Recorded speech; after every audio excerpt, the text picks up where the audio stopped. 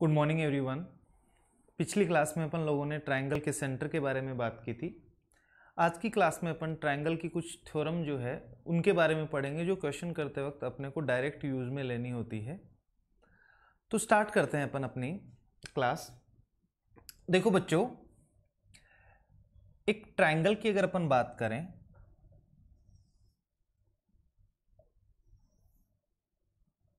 मान लीजिए अपने पास कोई एक ट्रायंगल है एबीसी। मैंने आप लोगों को यह कहा कि इस ट्रायंगल में दो साइड AB और AC पे कोई दो पॉइंट अपन इस प्रकार लें। मान लीजिए यहां पे एक कोई पॉइंट D है और यहां पर अपना कोई एक पॉइंट E है। मैंने D को E से ज्वाइन कर दिया। अगर आपको यह पता हो कि DE BC भुजा के पैरेलल है, DE BC साइड के क्या है, पैरेलल, तो अब इस डायग्राम में अपन देखें तो अपने को दो ट्रायंगल नजर आ रहे हैं। एक तो अपने को नजर आ रहा है बच्चों ट्रायंगल ADE, छोटे वाला ADE, और दूसरा अपने को पूरा बड़ा ट्रायंगल नजर आ रहा है ट्रायंगल ABC। अपन लोगों ने पढ़ा था कि जब किन्हीं भी दो पैरेलल लाइन को एक ट्रांसवर्स लाइन तिर्यक रेखा काटे तो ये वाला कोण और ये वाला कोण हमेशा बराबर होंगे। ये कॉरस्पॉन्डिंग एंगल संगत कोण कहलाते हैं। इसी प्रकार क्या मैं एंगल E को एंगल C के बराबर कह सकता हूं? ये दोनों भी संगत कोण होंगे। और एंगल A जो अपना है वो क्या दोनों ट्रायंगल में कॉमन है क्या? किन्हीं भी दो त्रिभुज में अगर तीनों कोण बराबर हों तो क्या उन दोनों त्रिभुज को मैं समरूप सिमिलर कह सकता हूं? तो अपन ने यहां से यह देखा कि छोटे वाला ट्रायंगल ADE पूरे त्रिभुज ABC के क्या हो गया, समरूप हो गया है। अपन लोग कह सकते हैं कि किन्हीं भी दो सिमिलर ट्रायंगल की साइड का रेशियो हमेशा बराबर होता है। छोटे वाले ट्रायंगल की साइड अगर अपन लेते हैं बच्चों AD, तो बड़े वाले ट्रायंगल की साइड अपन कौन सी लेंगे, AB। AD का रेशियो अपन किसके साथ लेंगे, AB के साथ। इसी प्रकार AE साइड, AE भुजा का अनुपात कौन सी भुजा के साथ होगा, AC के साथ। AE भुजा का अनुपात किसके साथ होगा, AC के साथ। और लास्ट मैं कह सकता हूं DE का रेशियो किसके साथ लेंगे अपन, BC। DE भुजा का अनुपात कौन सी भुजा के साथ लेंगे, BC। तो DE और BC इनका अनुपात हमेशा बराबर होगा। दो सिमिलर ट्रायंगल की भुजाओं का अनुपात हमेशा बराबर होता है। ये अपन ने समरूपता में पढ़ा है। नंबर 1, दोनों ट्रायंगल इस केस में हमेशा सिमिलर होंगे और अगर सिमिलर हैं तो साइड का रेशियो हमेशा बराबर होगा। थर्ड नंबर पे देखिए, इस केस में जो साइड AD है और DB है, इन दोनों का अनुपात AE और EC के अनुपात के बराबर होता है। AD का अनुपात किसके साथ लिया मैंने इस बार, DE के साथ, और ऐसे ही AE का अनुपात किसके साथ, EC के साथ। यह अनुपात हमेशा बराबर होगा। इसको अपन थेल्स थ्योरम भी कह सकते हैं। यह थेल्स थ्योरम का एक अनुप्रयोग है। बच्चे सोच रहे हैं कि सर ये कैसे होगा। जैसे देखो, मैं यहां से अगर अपन बात करें, AD की लंबाई में मान लेता हूं बच्चों 2 और पूरी साइड AB की लंबाई मान लीजिए आप 6, तो आप कहोगे सर रेशियो 1:3 है। रेशियो क्या है, 1:3। इसी प्रकार अगर अपन बात करें, इस भुजा की लंबाई AE को मैं 3 मान लेता हूं, तो क्या यहां पर रेशियो अगर 1:3 है AD और AB का, तो क्या बच्चों AE और AC का रेशियो भी 1:3 होना चाहिए। 1 यूनिट बराबर 3, तो 3 यूनिट बराबर टोटल कितनी हो जाएगी, 9। अब आप मुझे यह बताइए, 6 में से ये 2 है तो बची हुई DB की लंबाई क्या 4 होगी। ऐसे ही AC भुजा की लंबाई को अपन ने 9 कहा है, जिसमें से AE की लंबाई 3, तो EC की लंबाई कितनी बची, 6। अब आप मुझे बताइए 2:4 क्या रेशियो वापस से 1:2 आ जाएगा सिंप्लीफाई करने पे, और 3/6 क्या रेशियो यहां से भी 1:2 होगा। तो इसी प्रकार अपन कह सकते हैं जो रेशियो AD और DB का होगा वही रेशियो AE और EC का होगा। तो आपको 3 चीजें हमेशा याद रखनी है। कभी भी किसी भी ट्रायंगल में किन्हीं भी दो भुजाओं पर दो पॉइंट ले अपन और ये अगर तीसरी भुजा के पैरेलल है तो देखते ही तीन बातें आपके माइंड में आनी चाहिए बच्चों कि छोटे वाला ट्रायंगल बड़े वाले ट्रायंगल के सिमिलर होगा, समरूप होगा। एडी का रेशियो एबी के साथ, एई का रेशियो एसी के साथ और ऐसे डीई भुजा का रेशियो बीसी के साथ लेंगे। और लास्ट अपन ने ये देखा कि जो रेशियो एडी और डीबी का होगा वही रेशियो एई और ईसी का होगा। क्या ये तीन चीजें अपन ने अच्छे से पढ़ी, आप कह सकते हो? तो आज के बाद कभी भी आपको ऐसा डायग्राम दिखाई दे, क्वेश्चन बहुत पूछे जाते हैं, आपको इसकी लंबाई दे देगा, इसकी दे देगा, इसकी देकर इसकी लंबाई पूछ लेगा। तो यहां पर अपन ने देखा रेशियो 1:2, तो 3 1 यूनिट की वैल्यू है तो 2 यूनिट की वैल्यू कितनी हो जाएगी? 6। समझ पाए? देखो यहीं से अपन आगे एक चीज और देखते हैं। इस बार मैंने आपको कहा कि ट्रायंगल एबीसी में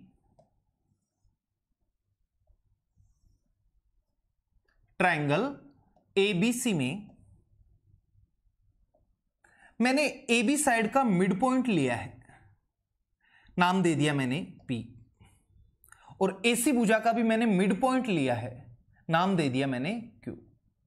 मैंने P को Q से ज्वाइन कर दिया।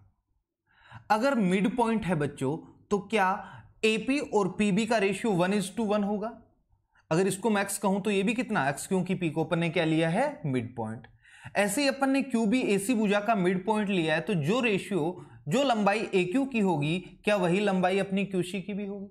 यानी रेशियो इधर भी कितना आ रहा है? 1:1। तो अभी जो अपन ने पढ़ा था कि AP का रेशियो PB के साथ वही है जो AQ का QC के साथ है, तो क्या फिर उस केस में मैं कह सकता हूं क्या कि इन दोनों साइड का पैरेलल होना जरूरी है? PQ BC के क्या होनी जरूरी है? पैरेलल जरूरी। तो हमेशा याद रखिए किसी भी त्रिभुज के किन्हीं भी दो भुजाओं के मध्य बिंदु को अगर अपन मिला देते हैं तो तीसरी भुजा की ये हमेशा क्या होगी? पैरेलल। नंबर 1 अपन ने क्या पढ़ा? PQ हमेशा पैरेलल होगी, समांतर होगी किसके? BC के। सेकंड नंबर पे देखिए आप लोग, आप मुझे ये बताइए क्या ये दोनों ट्रायंगल सिमिलर भी हो जाएंगे अगर पैरेलल है तो? बिल्कुल, छोटे वाला ट्रायंगल APQ पूरे त्रिभुज ABC के हमेशा क्या होगा? पैरेलल होगा। पैरेलल है, इस भुजा को मैंने कहा x, तो ये भी कितनी? x, क्योंकि P क्या है? Mid point. अब मैं छोटे वाले ट्रायंगल और पूरे बड़े वाले ट्रायंगल में देखूं तो साइड AP, छोटे वाले ट्रायंगल की साइड ली मैंने, और AB बड़े वाले ट्रायंगल की अपन ने साइड ली। इसकी लंबाई आप अगर x ले रहे हो तो क्या टोटल लंबाई अपने पास बच्चों 2x, यानी कहने का मतलब मेरा रेशियो क्या आ गया यहां पर? 1:2। दो सिमिलर ट्रायंगल की साइड का जो रेशियो आता है क्या सभी साइड का यही रेशियो होगा? अब आप मुझे ये बताइए, मैं छोटे वाले ट्रायंगल की साइड लेता हूं बच्चों PQ, तो बड़े वाले ट्रायंगल की कौन सी साइड लेनी पड़ेगी? BC। क्या PQ और BC का रेशियो भी 1:2 ही होगा क्या? यहां से अपन ने दो चीजें सीखी,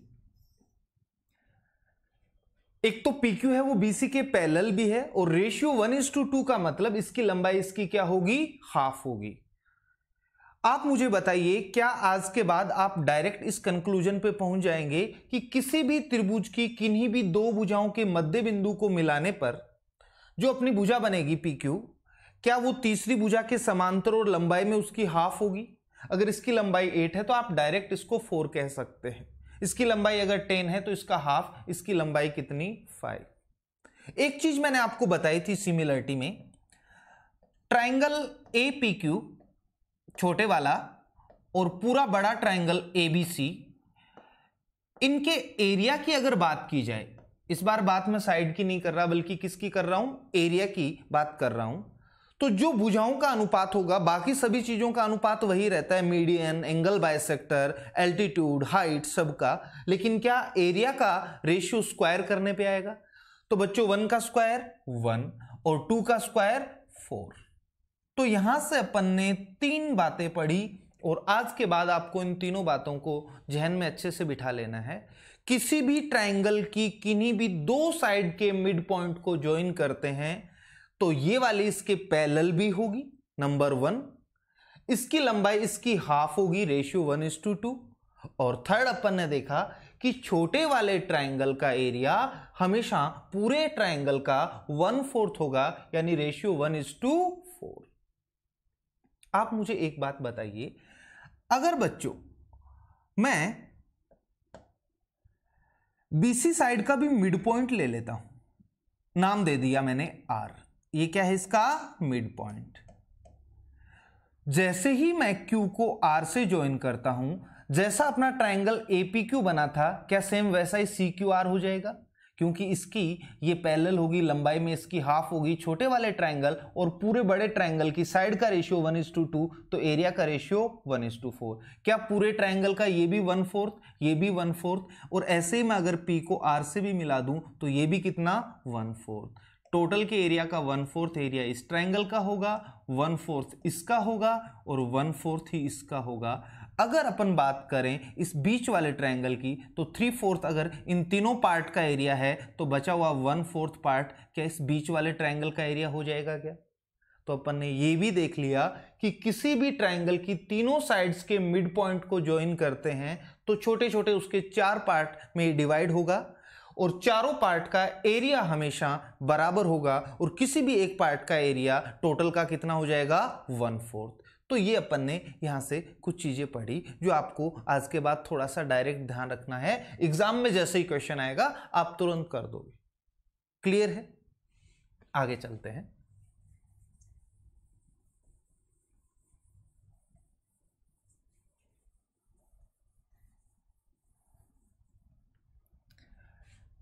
एक चीज यहां से ये भी देखते हैं अपन कि एक ट्रायंगल है, कोई भी ट्रायंगल हो सकता है, मैं पर्टिकुलर किसी ट्रायंगल की बात नहीं कर रहा हूं, ABC।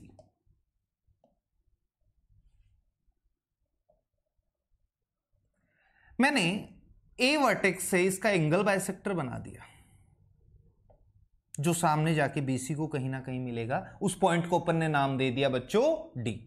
ये अपन ने क्या बनाया है? Angle bisector. दोनों एंगल बराबर होंगे, ये अगर थीटा तो ये भी कितना थीटा। यहां से आप लोगों को एक थ्योरम याद रखनी है कि किसी भी ट्रायंगल के किसी भी इंटीरियर एंगल का अगर अपन एंगल बाइसेक्टर ड्रॉ करते हैं तो क्या वो सामने वाली साइड को 2 पार्ट में डिवाइड करेगा, BD और DC। इन दोनों भुजाओं का अनुपात वही होगा जिस वर्टेक्स से अपन ने कोण समद्विभाजक बनाया है, उस वर्टेक्स को बनाने वाली भुजाओं का अनुपात है। मैं ये कहना चाह रहा हूं जो AB और AC साइड का अनुपात होगा, वही अनुपात में ये एंगल बाइसेक्टर तीसरी भुजा को बांटेगा, यानी BD और DC का रेशियो भी वही होना है जो AB और AC का है।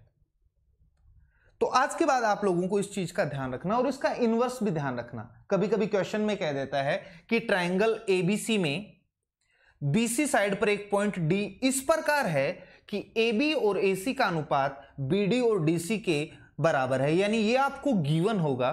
तो आपको इसका इनवर्स भी याद रखना है। ये रेशियो बराबर तभी होगा जब ये AD क्या होगा, एंगल बाइसेक्टर। तो अपन इन दोनों एंगल को हमेशा क्या ले लेंगे, यहां से बराबर ले लेंगे। ये कैसे हुआ वो अपन देखते हैं।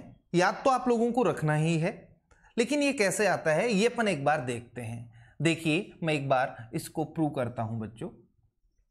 मैंने एक ट्रायंगल लिया ABC, A से मैंने एंगल बाइसेक्टर ड्रॉ कर दिया, ये एंगल थीटा तो ये भी कितना थीटा। अब अपने को यहां से ये प्रूव करना है AB और AC भुजा का वही अनुपात है जो तीसरी भुजा को ये बांटता है BD और DC में, उन दोनों का रेशियो होगा। तो देखो इस चीज को अपन कैसे प्रूव कर सकते हैं। मैंने क्या किया, थोड़ा सा कंस्ट्रक्शन करते हैं। BA साइड को आगे बढ़ा दिया बच्चों, ऐसे BA भुजा को अपन ने आगे एक्सटेंड कर दिया, ये एक स्ट्रेट लाइन है।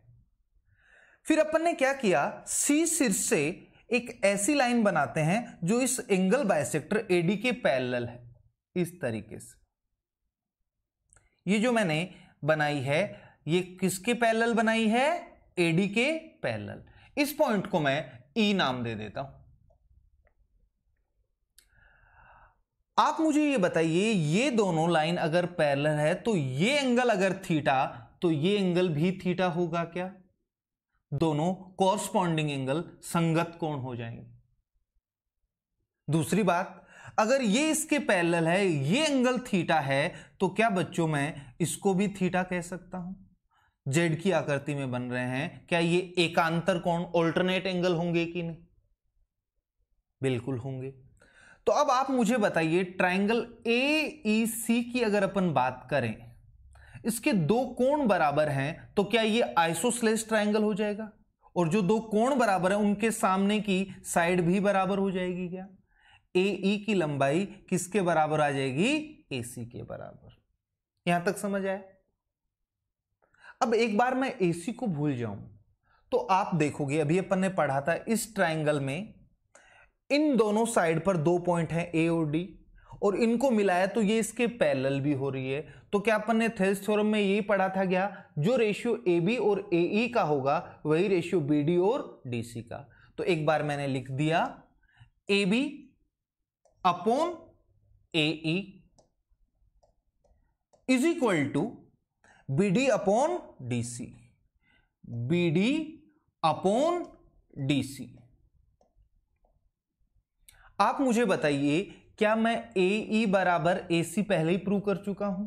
तो जो AE है इसकी जगह क्या मैं बच्चों AC लिख सकता हूं? और क्या अपन ने यही लिख रखा है? AB अपॉन AE की जगह अपन ने क्या लिख दिया? AC बराबर BD अपॉन DC। तो क्या थ्योरम बनी? कोण समद्विभाजक प्रमेय के नाम से आप इसे याद रख सकते हैं। एंगल बाइसेक्टर थ्योरम क्या कहती है कि किसी भी ट्रायंगल के किसी भी शीर्ष से अगर आपने कोण समद्विभाजक बनाया तो वो सामने वाली भुजाओं को उसी अनुपात में बांटती है जिस अनुपात में इस वर्टेक्स को बनाने वाली साइड है। दोनों का अनुपात हमेशा बराबर होगा। और इसका उल्टा भी आपको याद रखना है कि ये रेशियो इसके बराबर तभी होगा जब ये क्या होगा? Angle bisector. क्वेश्चन में आपको दोनों तरीके से कैसे भी पूछा जा सकता है, तो अगर ये आपके माइंड में है तो आप तुरंत उस क्वेश्चन का जवाब दे सकते हैं। जैसे मैं आपको ये कह दूं बच्चों कि ये एंगल बाइसेक्टर है, इसकी लंबाई मैंने आपको कह दी 4 है और इसकी लंबाई कह दी 6, इसकी लंबाई मैंने आपको 2 दे दी और मैं आपको DC की लंबाई पूछ रहा हूं। तो क्या अपन इस फॉर्मूले में वैल्यू पुट करके इजीली निकाल सकते हैं? AB की लंबाई 4, AC की लंबाई 6, BD कितना गिवन है? 2, और अपने को फाइंड आउट करना है DC। सोल्व करते हैं। क्या बच्चों 2 से 2 को कैंसिल, 4 को 2 से कैंसिल करेंगे 2 टाइम्स, 2 से 6 को कैंसिल करेंगे 3 टाइम्स। अब देखिए DC बराबर कितना आ गया अपने पास? 3। तो इस तरीके से इसकी मदद से अपन निकाल सकते हैं। चारों में से कोई भी 3 गिवन हो तो चौथी साइड अपनी निकल के आ जाएगी। उम्मीद है समझ पाए आप लोग। आगे बढ़ते हैं।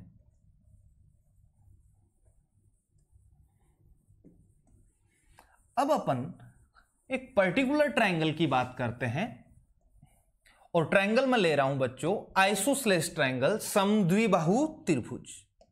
ध्यान देना, इधर मैंने एक ट्रायंगल लिया ABC।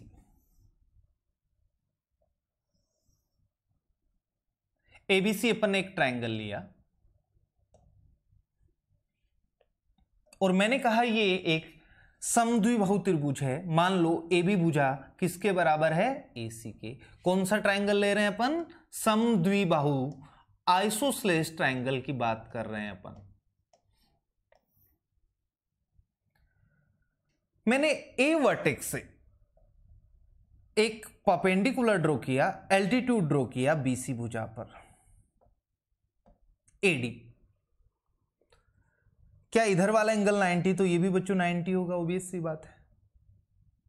अब अपन दोनों ट्रायंगल में बात करें ABD और ACD, इन दोनों ट्रायंगल में देखें क्या एक साइड ऑलरेडी बराबर है क्या? क्या दोनों के दोनों राइट एंगल ट्रायंगल है? और क्या बच्चों AD भुजा है वो दोनों में कॉमन है क्या? उभयनिष्ठ है कि नहीं? तो अपन ने दोनों ट्रायंगल को RHS नियम से कॉन्ग्रेंट प्रूव कर दिया, सर्वांगसम प्रूव कर दिया। RHS नियम क्या कहता था? किन्हीं भी दो समकोण त्रिभुज में एक तो कर्ण बराबर हो, जो पहले ही आइसोसेलेस ट्रायंगल लिया था इसलिए बराबर हो गया, और कोई भी एक साइड और बराबर हो जो अपन ने इनमें कॉमन देख ली है। इन दोनों ट्रायंगल को नाम लिख देता हूं मैं ट्रायंगल ABD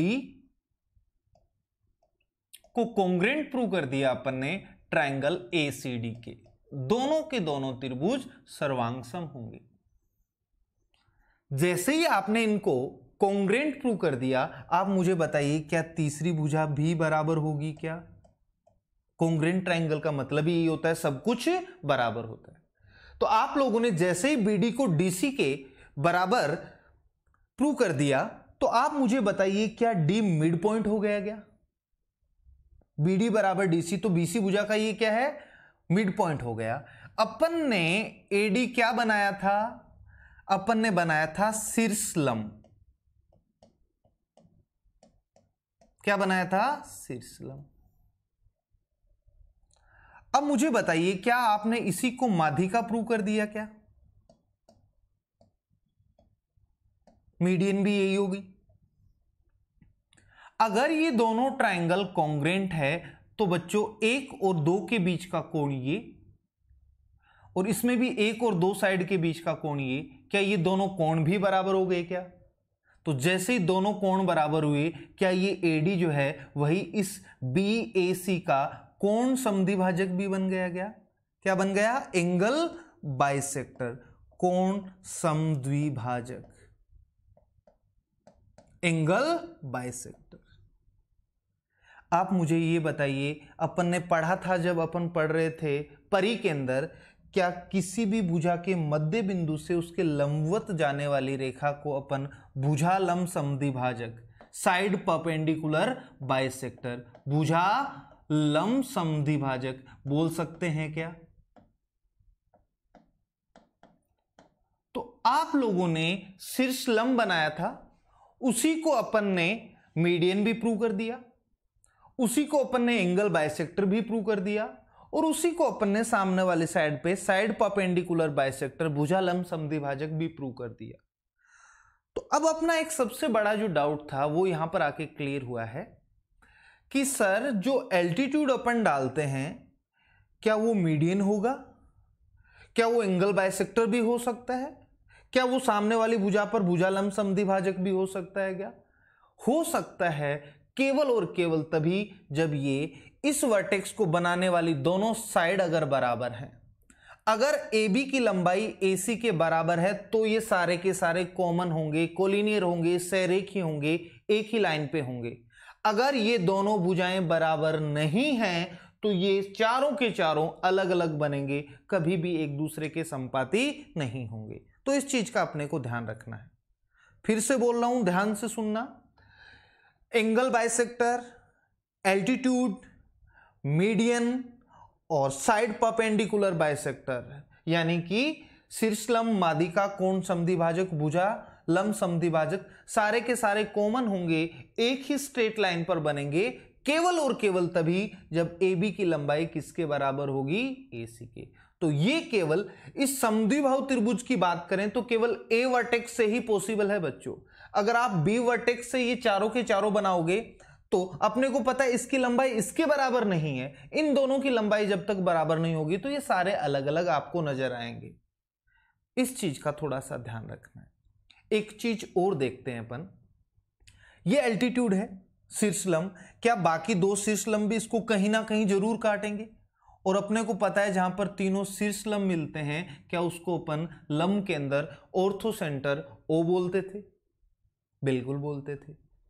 ये मैंने कहा कि मीडियन भी है, तो क्या बाकी दो शीर्षों से अपन मीडियन बनाएंगे माध्यिका तो तीनों जरूर ये भी कहीं ना कहीं मिलेंगी, और जहां पर तीनों मीडियन मिलती है क्या उसको मैं ग्रेविटी सेंटर G बोल सकता हूं? ये एंगल बाइसेक्टर भी है तो बाकी दो एंगल बाइसेक्टर भी कहीं ना कहीं आपस में जरूर इंटरसेक्ट करेंगे, इसके ऊपर होंगे ही होंगे, तो क्या इसी को मैं इन सेंटर भी बोल सकता हूं? और आपने कहा सर ये साइड परपेंडिकुलर बाइसेक्टर भी है तो बाकी दो साइड के साइड परपेंडिकुलर बाइसेक्टर भी इसको जरूर कहीं ना कहीं मिलेंगे, तो क्या ये अपना परी के अंदर सर्कम सेंटर S हो गया?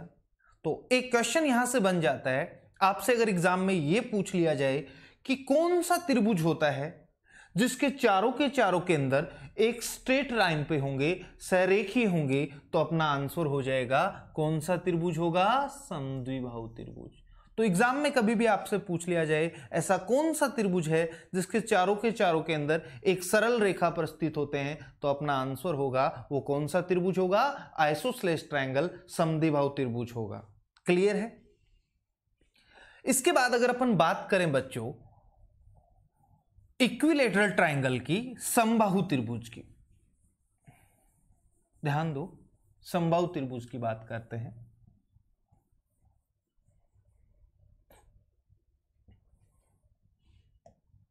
समबाहु त्रिभुज, इक्विलैटरल ट्रायंगल, जो अभी अपन ने यहां पर पढ़ा है वही देखते हैं दोबारा से। इस बार मैंने एबीसी एक इक्विलैटरल ट्रायंगल बनाया।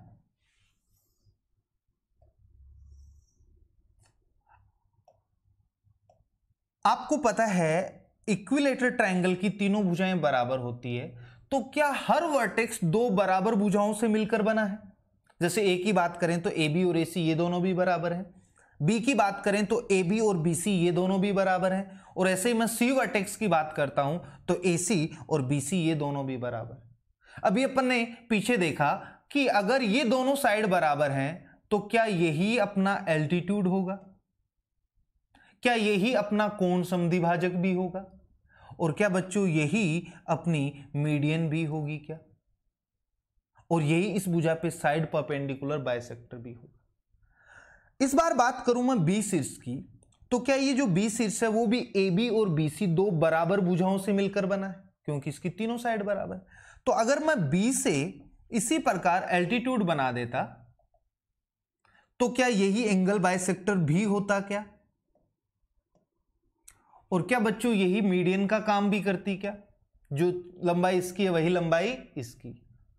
अब लास्ट अपन बात करते हैं सी शीर्ष की। क्या सी शीर्ष भी दो बराबर भुजाओं से मिलकर बना है? तो यहां से अगर आप सी से परपेंडिकुलर यानी कि शीर्ष लंब बनाओगे तो क्या यही एंगल बाइसेक्टर का काम भी करेगा, क्या यही मीडियन का काम भी करेगी क्या, और यही अपना इस साइड पे साइड परपेंडिकुलर बाइसेक्टर भी हो जाएगा। यानी समद्विबाहु त्रिभुज में तो केवल उसी शीर्ष से सारे कॉमन होते हैं जो दो बराबर साइड से मिलकर बना हुआ है, लेकिन समबाहु त्रिभुज का तो हर शीर्ष दो बराबर भुजाओं से ही मिलकर बना हुआ होता है, क्योंकि तीनों भुजाएं बराबर होती है। तो किसी भी शीर्ष से आप कोई भी एक बना लीजिए, शीर्ष लंब बनाओगे तो वही मीडियन का काम करेगी, वही एंगल बाइसेक्टर, और अपोजिट साइड पे वही साइड परपेंडिकुलर बाइसेक्टर, सारे के सारे कॉमन होंगे। तो अब आप मुझे बताइए, एक बार मैं तीनों को एल्टीट्यूड की तरह यूज करूं तो क्या ये ऑर्थो सेंटर बन जाएगा? अगर बच्चों एंगल बाइसेक्टर की तरह अपन इनको यूज करें तो यही अपना इन सेंटर बन जाएगा अंतः के अंदर, और इन्हीं को मैं अगर मीडियन की तरह यूज करूं तो क्या यही अपना ग्रेविटी सेंटर जी बन जाएगा, गुरुत्वीय केंद्र या केंद्रक बोल सकते हैं।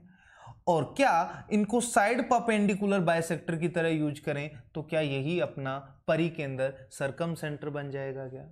तो याद रखना, समबाहु त्रिभुज के सारे केंद्र एक ही पॉइंट पे होते हैं, समपाती होते हैं। तो आपसे अगर पूछ लिया जाए कि ऐसा कौन सा ट्रायंगल है जिसके सारे के सारे केंद्र एक ही बिंदु पे हो, या हिंदी में बोलता है समपाती हो, सहरेखीय, और यहां पर यूज करेगा समपाती, तो ध्यान रखना वो कौन सा त्रिभुज होगा, समबाहु त्रिभुज, इक्विलैटरल ट्रायंगल होगा बच्चों। अगर मैं इसको ग्रेविटी सेंटर कहूं तो अपन लोगों ने पढ़ा था ग्रेविटी सेंटर जो होता है वो क्या मीडियन को 2:1 के रेशियो में बांटता है। इसी को आप इन सेंटर भी बोल रहे हो, तो क्या ये एक अंदर की तरफ ऐसा सर्कल पॉसिबल है? क्या ये इसके लिए बच्चों रेडियस का काम करेगी यहां से लेकर यहां तक? इसी को आप सर्कम सेंटर भी कह रहे हो। सर्कम सेंटर एक ऐसा पॉइंट होता है जिसको केंद्र मान के अपन एक ऐसा वर्त बना सकते हैं जो इसके तीनों शीर्षों से पास हो। तो बताइए, क्या इस बड़े वाले परिवर्त की ये यहां ए से लेकर इस पॉइंट जी तक, क्या ये कैपिटल आर होगी क्या? और अपन लोगों ने पढ़ा था, आपको ध्यान हो, कि एक समबाहु त्रिभुज में जो परिवर्त की त्रिज्या होती है कैपिटल आर, वो अंतःवर्त की त्रिज्या स्मॉल आर की हमेशा डबल होती है। क्या अपन ने ये चीज यहां पर भी देख ली क्या? 2, तो इसकी लंबाई 1, रेशियो 2:1, तो जो भी आर की वैल्यू होगी, कैपिटल आर की वैल्यू इसकी जस्ट क्या होगी, डबल। तो वो पुरानी चीजें सारी यहां पर अपने को सामने दिखाई दे रही है, देखने को मिल रही है। उम्मीद है आप समझ पाए होंगे।